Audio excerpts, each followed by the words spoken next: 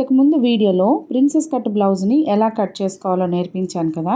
ఈ వీడియోలో princess cut బ్లౌజ్ని ఎలా కుట్టుకోవాలో నేర్పిస్తాను. ఈ బ్లౌజ్కి పైపింగ్ వేశాను. పైపింగ్ రెండు విధాలుగా వేశాను. ఒకటి ఇన్విజిబుల్ పైపింగ్ వేశాను, ఇంకొకటి కుట్టిన తర్వాత పైపింగ్ వేశాను. రెండు పద్ధతులు మీరు ఈ వీడియోలో నేర్చుకోవచ్చు. ఫ్రంట్ పార్ట్ మంచి షేప్లో రావాలి అంటే ఐరన్ చేయడం చాలా ఇంపార్టెంట్ అనమాట. అది ఎలా చేసుకోవాలో కూడా ఈ వీడియోలో చూపించేస్తాను. కొత్తగా టైలరింగ్ నేర్చుకునే వాళ్ళకి ఈ వీడియో చాలా బాగా ఉపయోగపడుతుంది. స్కిప్ చేయకుండా వీడియో పూర్తిగా చివరి వరకు చూడండి. ఈ వీడియోని లైక్ చేయండి. ఏదైనా డౌట్లు ఉంటే కామెంట్ చేయండి. కొత్తగా టైలరింగ్ నేర్చుకునే వాళ్ళకి, అవసరమైన వాళ్ళకి ఈ వీడియోని షేర్ చేయండి. సబ్స్క్రైబ్ చేసుకోవడం మాత్రం మర్చిపోకండి. చూడండి, బ్లౌజ్ నెక్ దగ్గర పైపింగ్ వేసినప్పుడు పర్ఫెక్ట్ షేప్ ఎంత బాగా వచ్చిందో కదా. ఇవన్నీ మీరు క్లియర్గా చూడాలి అంటే ఇప్పుడైతే మనం వీడియోలోకి వెళ్ళిపోదాము. నమస్తే అండి, వెల్కమ్ టు అవర్ ఛానల్ నేర్చుకుందాం విత్ రాధిక. ఇప్పుడు నేను బ్యాక్ పార్ట్ వన్ సైడ్ కుట్టేశాను, రెండో వైపుని కుడుతున్నాను. ఇది బ్యాక్ ఓపెన్ కాబట్టి రెండు పార్ట్లు వస్తాయి. బ్యాక్ పార్ట్కి మెయిన్ క్లాత్ రైట్ యాంగిల్లో ఉండాలి. దాని మీద లైనింగ్ ఇలా తిరగలగా ఉండాలన్నమాట. ఇలా నెక్ పార్ట్ కుట్టేటప్పుడు పాదం ఖర్చుతోని కుట్టుకోవాలి. ఎక్కడైతే మనం కర్వ్ షేప్ తీసుకుంటున్నామో అక్కడ ఖచ్చితంగా రబ్ చేసుకోవాలి.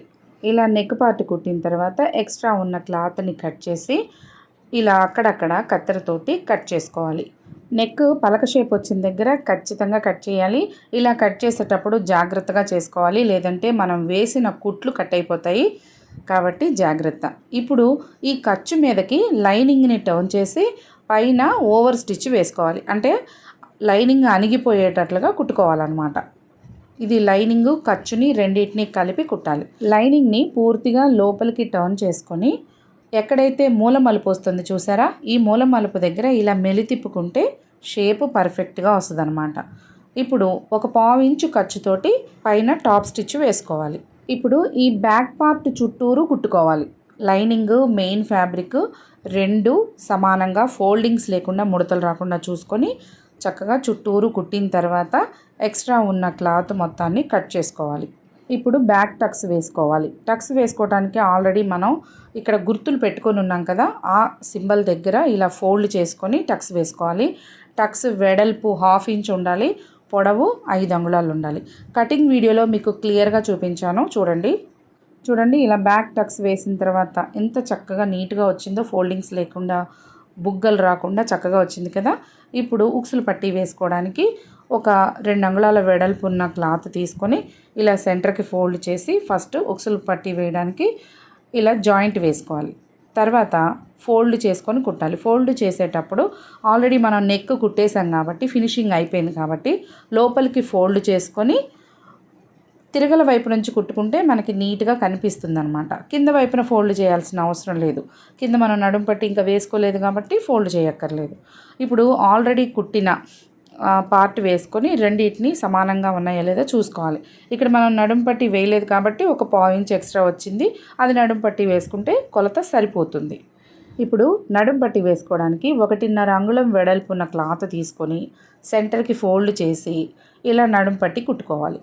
నడుము పట్టి కుట్టేటప్పుడు పాదం ఖర్చు పెట్టుకోవాలి.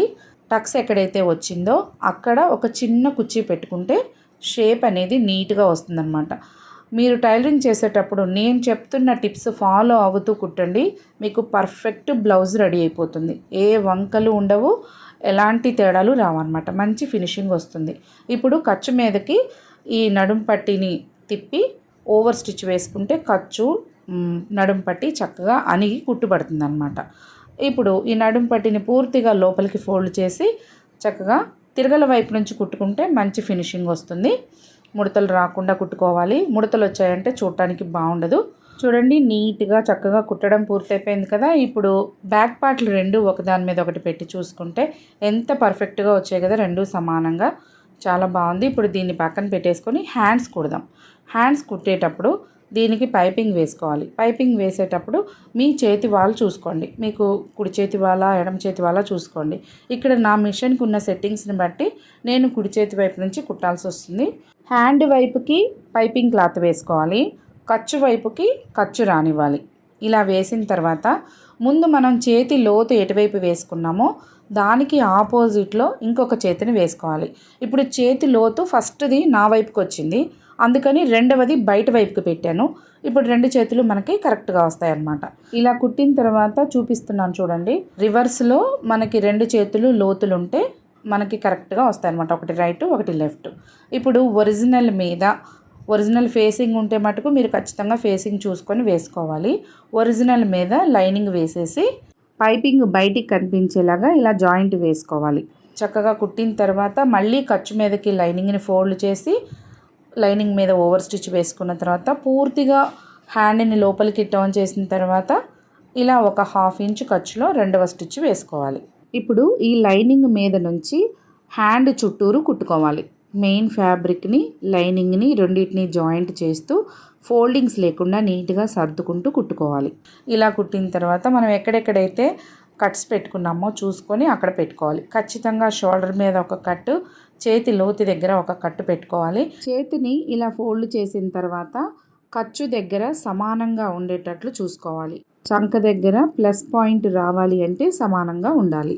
ఇలా హ్యాండ్ని ఫోల్డ్ చేసుకొని ఖర్చు పార్ట్ దగ్గర కూడా ఇలా కట్స్ పెట్టుకుంటే మనకి అన్ని కట్స్ గుర్తుంటాయి అన్నమాట. ఇది షోల్డర్ దగ్గర, ఇది చేతి లోతు, ఇది ఖర్చుది అని. ఇలా 2 చేతులు కుట్టిన తర్వాత ఒకదాని మీద ఒకటి వేసుకొని 2 చేతులు సమానంగా చూసుకోవాలి. ఏమన్నా కొంచెం తేడా ఉన్నా కూడా వాటిని కట్ చేసుకోవాలి. లేదంటే ఒక చెయ్యి పొడవు, ఒక చెయ్యి కురచ అవుతుంది. అందుకని 2 చూసుకుని కట్ చేసుకున్న తర్వాతే కుట్టుకోవాలన్నమాట. ఇప్పుడు 2 చేతులు కుట్టడం పూర్తయిపోయింది కదా. వీటిని పక్కన పెట్టుకొని ఫ్రంట్ పార్ట్ ఎలా కుట్టాలో చూద్దాం. ఫ్రంట్ పార్ట్కి స్వీట్ హార్ట్ నెక్ కట్ చేసుకుంటున్నాం కదా. ఆల్రెడీ నేను బకరాన్ని కట్ చేసి యాడ్ చేసేసాను. ఇప్పుడు దీన్ని మనం నెక్ పార్ట్ని కట్ చేసి అంటే ఎక్స్ట్రా ఉన్న నెక్ని కట్ చేసి లోడింగ్ పైపింగ్ వేస్తున్నాను. లోడింగ్ పైపింగ్ వేయడానికి నేను ఆల్రెడీ పైపింగ్ థ్రెడ్ని కుట్టుకొని పక్కన పెట్టాను. కావాలంటే మనం ఈసారి వీడియోలో లోడింగ్ పైపింగ్ ఎలా కుట్టుకోవాలో చూపిస్తాను. ఖర్చు వైపుకి ఖర్చు ఉండేటట్లు చూసుకోవాలి. బ్లౌజ్ వైపుకి పైపింగ్ ఉండేటట్లు చూసుకొని ఇలా పెట్టుకొని నెక్ షేప్ వచ్చిన దగ్గర పైపింగ్ని కట్ చేసుకోవాలి. ఖర్చు మందం కట్ చేసుకోవాలి. పైపింగ్ వేసుకున్న థ్రెడ్ ఉంది చూసారా, అది ఉంచుకోవాలి. దగ్గరికి ఖర్చు వరకు కట్ చేసుకొని కరెక్ట్గా నెక్ షేప్ ఎక్కడైతే మనం తిప్పుకుంటున్నామో వీడియోలో చూడండి, ఆ షేప్ దగ్గర మనం ఇలా కట్ చేసుకొని కరెక్ట్గా షేప్ ఇచ్చుకుంటూ కుట్టుకోవాలన్నమాట. నిదానంగా ఓపికగా కుట్టుకోవాలి. ఒకవేళ మీకు రావట్లేదు అంటే 1కి 2 సార్లు ప్రాక్టీస్ చేయండి, ఖచ్చితంగా వస్తుంది. మీకు అర్థం కాకపోతే 1కి 2 సార్లు వీడియో చూసుకుంటూ కుట్టుకోండి, ఈజీగా వచ్చేస్తుంది. ఇలా కుట్టిన తర్వాత ఎక్స్ట్రా ఉన్నదాన్ని కట్ చేసుకొని ఒరిజినల్ని రైట్ సైడ్ పెట్టుకొని దాని మీద ఇలా లైనింగ్ పెట్టేసుకొని మళ్ళీ మెయిన్ క్లాత్ని లైనింగ్ని రెండింటిని కలుపుతూ కుట్టుకోవాలి. లైనింగ్ మీద వేసిన కుట్టు ఉంది కదా, ఆ కుట్టు మీదనే కుట్టుకోవాలి. కొంచెం అటు ఇటు అయినా కూడా తేడా వచ్చేస్తుంది. ఫినిషింగ్ నీట్గా ఉండదు. ఒక చోట పైపింగ్ కనిపిస్తూ ఉంటుంది, ఒక చోట కనిపించకుండా మూసుకుపోతుంది అన్నమాట. అందుకని జాగ్రత్తగా పైపింగ్ కనిపించే విధంగా నీట్గా ఇంతకు ముందు వేసుకున్న కుట్టు మీదనే వేసుకోవాలి.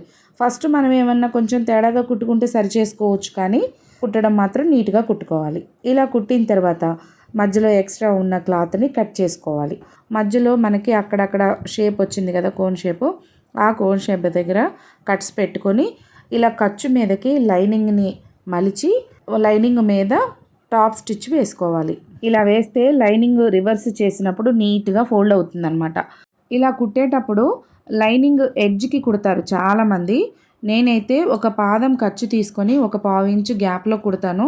చూడండి, కుట్టేటప్పుడు ఒరిజినల్ ఫ్యాబ్రిక్ అంతా కూడా సెంటర్కి వచ్చేసి లైనింగ్ని నెక్ షేప్ ఏ విధంగా అయితే ఉంటుందో ఆ షేప్లో పెట్టేసి కుడితే చాలా చక్కగా నీట్గా వస్తుంది. మీరు కూడా ట్రై చేయండి ఒకసారి. ముడతలు లేకుండా నీట్గా ఫినిషింగ్ బాగుంటుంది. ఇలా కుట్టిన తర్వాత ఇలా కార్నర్స్ ఉన్నాయి కదా, కార్నర్స్ దగ్గర 2-3 సార్లు మెలితిప్పేసి చక్కగా ఐరన్ చేసుకున్న తర్వాత మళ్ళీ టాప్ స్టిచ్ వేసుకోవాలి. ఈ టాప్ స్టిచ్ వేసేటప్పుడు కూడా ఒక పాదం ఖర్చుతో లేదంటే ఒక 1/4 ఇంచు ఖర్చుతోటి వేసుకోవాలి. ఇప్పుడు మనం వేసిన ఈ కుట్టు, ఇంతకుముందు లైనింగ్ మీద వేసిన ఆ కుట్టు 2 సమానంగా ఉంటాయి కాబట్టి రివర్స్ నుంచి చూసినప్పుడు చక్కగా నీట్గా కనిపిస్తుంది. ఫినిషింగ్ బాగుండాలండి. ఫస్ట్ మనం ఏది కుట్టినా కూడా నీట్గా ఉండాలన్నమాట. ఇలా చక్కగా కుట్టిన తర్వాత పూర్తిగా మన ఫ్రంట్ పార్ట్ అంతా కూడా ఇలా ఓవర్ స్టిచ్ వేసేసుకోవాలి, చుట్టూరు కుట్టుకోవాలి. ఇలా కుట్టిన తర్వాత ఎక్స్ట్రా ఉన్న క్లాత్ అంతా కట్ చేసుకుంటే మనం సైడ్ పీసులు వేసుకోవటానికి రెడీగా ఉంటుంది. సైడ్ పీసెస్ని కూడా రెండింటిని అంటే మెయిన్ క్లాత్ని లైనింగ్ని రెండింటిని ఫేసింగ్ చూసుకోవాలి. Reverse right are wrong sides చూసుకొని మెయిన్ క్లాత్ తిరగలు ఉండాలి, దాని మీద లైనింగ్ వేసి ఇలా 2 పీసుల్ని జాయింట్ చేసుకోవాలి. ఇప్పుడు నేను సైడ్ పీస్ ఒకదాన్ని చూపిస్తున్నాను, రెండవ దాన్ని కూడా ఇదే విధంగా జాయింట్ చేసుకోవాలన్నమాట. ఇది కూడా right side part left side part 2 ఉంటాయి కదా, 2 ఏ పార్ట్ కుడితే వస్తుందో చూసుకోవాలంటే మనది front part main cloth right side మనకి కనిపిస్తూ ఉండాలి. మనం కుట్టే ఈ సైడ్ పీస్ ఏమో లైనింగ్ వైపు మనకు కనిపిస్తూ ఉండాలి. జాయింట్ చేసినప్పుడు మనకి ఇలా రైట్ సైడ్ వచ్చేస్తాయి 2 కూడా.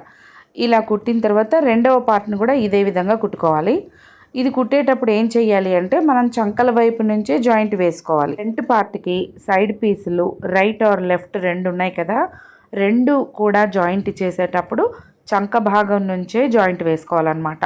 నడుము భాగం నుండి జాయింట్ వేసుకోకూడదు. చంక భాగం నుంచి వేసుకుంటే కొద్దిగా ఏమన్నా ఎక్స్ట్రాలు ఉంటే కట్ చేసుకోవచ్చు, మనకి ఫినిషింగ్ నీట్గా రావడానికి ఛాన్స్ ఉంటుంది. ఇప్పుడు ఫ్రంట్ పార్ట్ కుట్టడం పూర్తయిపోయింది కదా, నడుం పట్టి వేసిన తర్వాత కానీ వేయక ముందు కానీ మనం ఫ్రంట్ పార్ట్ని ఐరన్ చేసుకోవచ్చు. ఎలా చేసుకున్నా పర్వాలేదు. ఖర్చుని ఫ్రంట్ పార్ట్ ఫ్రంట్ సైడ్కి ఖర్చుని నెట్టేసి ఐరన్ చేసుకోవాలన్నమాట. ఐరన్ చేసేటప్పుడు చాలా జాగ్రత్తగా చేసుకోవాలి. చూడండి, నేను వీడియోలో చూపిస్తున్నట్టు కొంచెం కొంచెం ఒక 2-3 ఇంచెస్ లోపులోనే ఐరన్ చేయాలి. మొత్తం ఒకేసారి కింద నుంచి మీదకి రుద్దకూడదు. ఇలా కొంచెం కొంచెంగా ఐరన్ చేస్తూ ఫోల్డింగ్ అంటే ఖర్చు ఫోల్డింగ్ అనేది ఫ్రంట్ పార్ట్ వైపుకి రావాలి, సైడ్ పార్ట్స్ వైపుకి అసలు వెళ్ళకూడదు. షేప్ అనేది ఇలా బన్ మీద పెట్టి ఐరన్ చేస్తే చాలా చక్కగా నీట్ ఫినిషింగ్ వచ్చేస్తుంది. ఇలా వేసిన తర్వాత నడుం పట్టి వేసుకోవాలి. మీకు ఆల్రెడీ బ్యాక్ పార్ట్కి నడుం పట్టి ఎలా వేసానో చూపించాను కదా, అదే విధంగా వేసుకోవాలి. ఇప్పుడు అన్ని పార్ట్స్ రెడీ చేసి పెట్టుకున్నాం కాబట్టి వీటన్నిటిని జాయింట్ చేసుకోవాలి. ఫస్ట్ షోల్డర్ దగ్గర జాయింట్ చేసి, తర్వాత హ్యాండ్స్ జాయింట్ చేసి, ఆ తర్వాత హ్యాండ్స్ రెండు వైపులా కలిపి పట్టుకొని ఇలా సైడ్ జాయింట్లు వేసుకోవాలి. ఇప్పుడు నేను మీకు సైడ్ జాయింట్లు ఎలా వేయాలో చూపిస్తున్నాను. ఇవన్నీ కూడా అన్ని బ్లౌజులు ఒకే పద్ధతిలో జాయింట్ వేసేసుకోవచ్చు. అవన్నీ మనం ఇంకొక వీడియోలో చూద్దాము, ఎందుకంటే వీడియో ఇప్పుడు చాలా లెంతీ అయిపోతుంది అనమాట, అందుకని నేను మీకు చూపించట్లేదు. సైడ్ జాయింట్లు వేసేటప్పుడు ఎడ్జులు 2 సమానంగా ఉండాలి. చేతులు జాయింట్ చేసేటప్పుడు ఆ 2 సైడ్లు సమానంగా పెట్టుకొని జాయింట్ వేసుకోవాలి. నడుము జాయింట్ వేసినా కూడా ఫ్రంట్ పార్ట్ బ్యాక్ పార్ట్ 2 పీసులు సమానంగా పట్టుకోవాలి. ఎడ్జులు 2 సమానంగా ఉండాలన్నమాట. జాయింట్ వేసేటప్పుడు ఖచ్చితంగా రబ్ చేసుకోవాలి, లేదంటే కుట్లు ఊడిపోతుంటాయి. తర్వాత చంక జాయింట్ దగ్గర కూడా ఖచ్చితంగా ప్లస్ గుర్తు రావాలి. కుట్లు ఇప్పినా కూడా ప్లస్ గుర్తే ఉండాలి. మనకి ఎన్ని కుట్లు వేసినా కూడా అన్ని కుట్లు ప్లస్ సింబల్ వచ్చేలా కుట్టుకోవాలి. అది అంతా కూడా మనం పర్ఫెక్ట్ కటింగ్ పర్ఫెక్ట్ స్టిచ్చింగ్లోనే వస్తుంది. ఇప్పుడు మీకు కరెక్ట్గా బ్లౌజు లూజులు అవన్నీ చూపించేశాను కదా. ఇప్పుడు నేను చెప్పిన ఈ పాయింట్లన్నీ మనం ముందు వీడియోలో చూద్దాము, ఎందుకంటే ఒకే వీడియోలో అన్నీ చూపించాలంటే కష్టం కదా. అందుకని ముందు వీడియోల్లో ఇవన్నీ మనం నేర్చుకుందాం. ఇలా నేర్చుకోవాలి అంటే మన ఛానల్ని ఖచ్చితంగా సబ్స్క్రైబ్ చేసుకొని ఉంటే నేను ఏ వీడియో అప్లోడ్ చేసినా కూడా మీకు అందుబాటులోకి వస్తుంది. మీకు నోటిఫికేషన్స్లోకి వస్తే మీరు ఖచ్చితంగా వీడియోని చూసి మీకు ఏ విషయం కావాలంటే దాని గురించి, ఏ టాపిక్ కావాలంటే ఆ టాపిక్ గురించి మీరు నేర్చుకోగలుగుతారు. చూసారు కదా, మనం స్టార్టింగ్లో ఈ వీడియోలో ఏవే విషయాలు నేర్చుకుందాం అనుకున్నామో అవన్నీ కూడా నేర్చేసుకున్నాము. వీటన్నిటిని ప్రాక్టీస్ చేస్తూ ఉండండి, మీకు పర్ఫెక్ట్గా వచ్చేస్తుంది. ఈ వీడియో మీ అందరికీ నచ్చిందని అనుకుంటున్నాను. నచ్చితే లైక్ చేసి షేర్ చేసి కామెంట్ చేయడం మాత్రం మర్చిపోకండి. మీరు అలా చేస్తేనే యూట్యూబ్ అల్గరిథం ఇంకొంతమంది టైలరింగ్ ఇంట్రెస్ట్ ఉన్న వాళ్ళకి ఈ వీడియోని షేర్ చేస్తుంది. ఓకేనా? ఇదండి ఇవాల్టి వీడియో. మరొక మంచి వీడియోతో మేము ముందుకు వస్తాను. అప్పటి వరకు నా వీడియోస్ చూస్తూ ఉండండి. Thank you. బాయ్.